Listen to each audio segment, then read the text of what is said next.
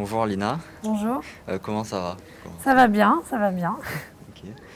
Donc vous êtes venu présenter votre premier documentaire, c'est ça? Oui, leur Aujourd- Algérie. Aujourd'hui au Cinémed.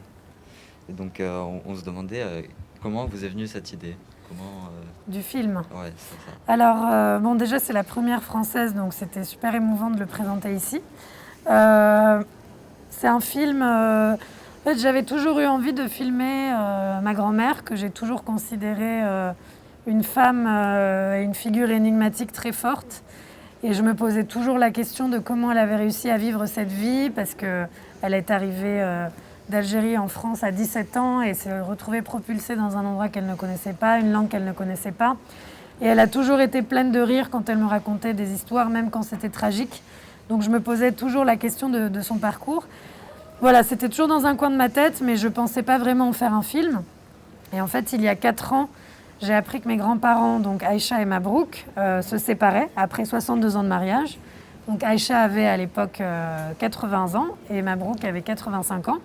Et donc à ce moment-là, ça a été un réel choc parce que non seulement ils se séparaient, en plus je réalisais que je ne comprenais pas du tout pourquoi ils se séparaient et ce qu'ils avaient vécu intimement ensemble. Et en plus, par-dessus tout, je ne savais rien de leur histoire, c'est-à-dire je ne savais pas pourquoi ils étaient venus en France, comment ils avaient vécu la colonisation, la guerre, comment ils avaient vécu leur vie d'exil en France et surtout pourquoi ils n'étaient jamais retournés en Algérie.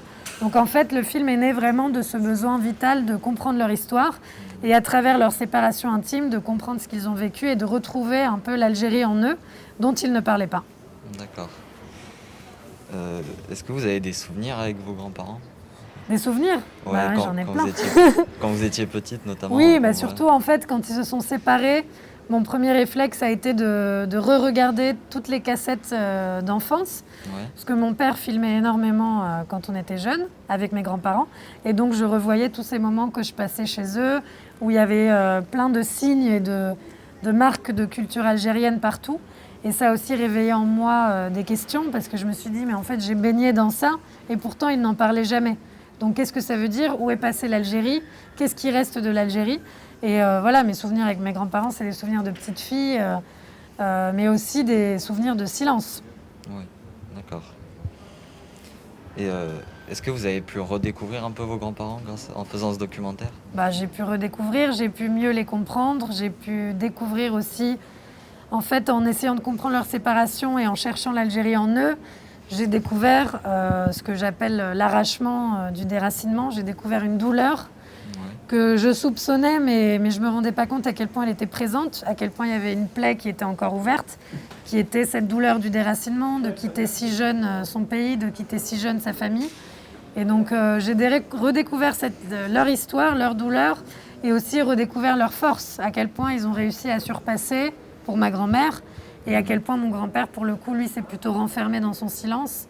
Et c'était une manière de se protéger. Donc j'ai mieux accepté leur silence une fois que je l'avais compris. D'accord. Donc vos grands-parents sont donc algériens. Votre père dans le film, on voit qu'il dit qu'il se sentait algérien, même s'il n'y était pas allé ou très peu. Oui. Et vous vous sentez comment? Comment Alors vous moi, définissez? c'est des questions... Moi, je réponds pas trop à cette question parce que je me sens ni que algérienne, ni que française, ni que palestinienne, parce que ma mère est palestinienne aussi. Ouais. Moi, j'ai grandi en France, je suis de culture française, j'étais à l'école en France, mais ma première langue était l'arabe palestinien. J'ai redécouvert l'Algérie récemment, mais j'ai toujours baigné dans la culture algérienne de mes grands-parents. Donc pour moi, je suis un mélange de tout ça, il n'y a pas de choix à faire. J'ai pas une identité qui prend le pas sur l'autre. Ça dépend des heures de la journée, ça dépend de dans quelle langue je rêve le soir, ça dépend des gens avec qui je suis. Donc pour moi, c'est un mélange de tout. D'accord. Qu'est-ce que vous avez ressenti quand vous êtes allé, par exemple, à Thiers ou dans le village de vos grands-parents en Algérie? Thiers, j'y allais souvent quand j'étais petite, mais c'est vrai Ouais. que c'est une ville qui m'a toujours un peu angoissée, qui était pleine de couteaux et de grisailles et d'industries abandonnées. Et le fait de la filmer aujourd'hui, ça m'a permis aussi de redécouvrir Thiers. Mon père a toujours énormément aimé Thiers et je ne comprenais pas pourquoi.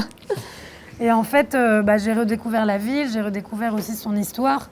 Moi, c'est ce qui me fascine, c'est à quel point chaque individu, chaque lieu est empli d'histoire et que je trouve que c'est très important de se reconnecter à ces histoires parce que tout ce qui se passe dans le passé définit notre présent et définit notre avenir. Et c'est important de raviver les mémoires de ce qu'on vit, aussi pour remettre en valeur notre histoire commune, remettre en valeur les choses qui nous unissent.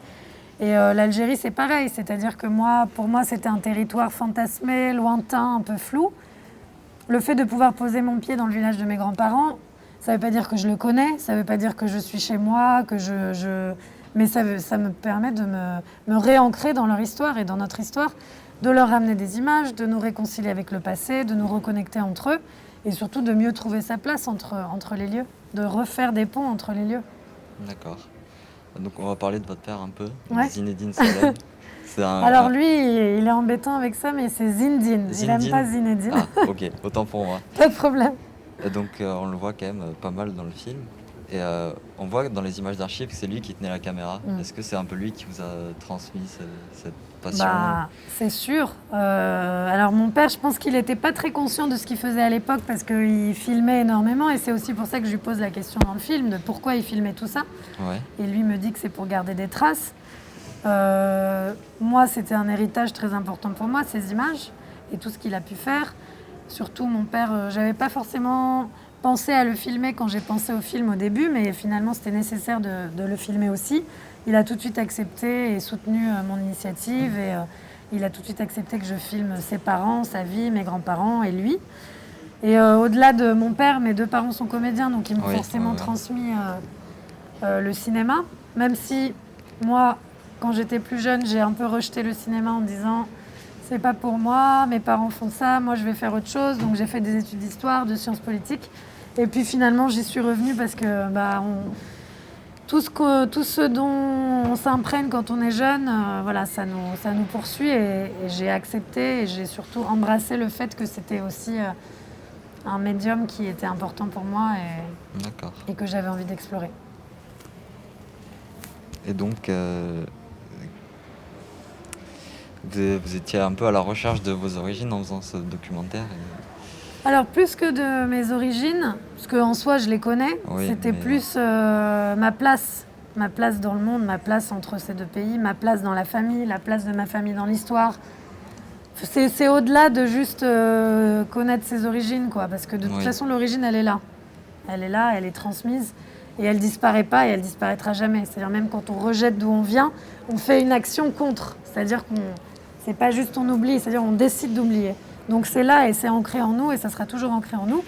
Et c'est juste que moi j'avais besoin de comprendre ce que ça signifiait en moi. C'est-à-dire de comprendre aussi en essayant de saisir comment mes grands-parents se sentaient par rapport à l'Algérie, comment mon père se sentait par rapport à l'Algérie, de moi mieux comprendre ma relation à eux, à ce pays, à la France et ma relation avec mon identité.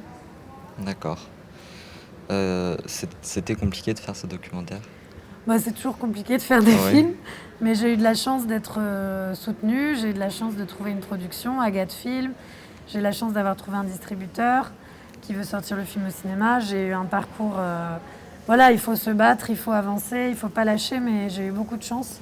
Et je remercierai toujours tous ceux qui m'ont soutenue depuis le départ jusqu'à la fin.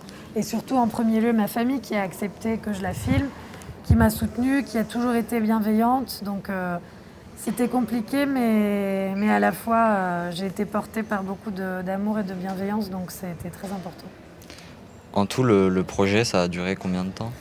Alors, j'ai commencé à penser 2017. Donc là, 2020, plus ou moins 3 ans.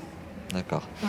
Donc vous aviez tout écrit à l'avance ou il y a des choses qui se sont faites sur le tas? Au fur et à mesure. J'ai fait beaucoup de repérages avant de réécrire. Donc c'était un processus.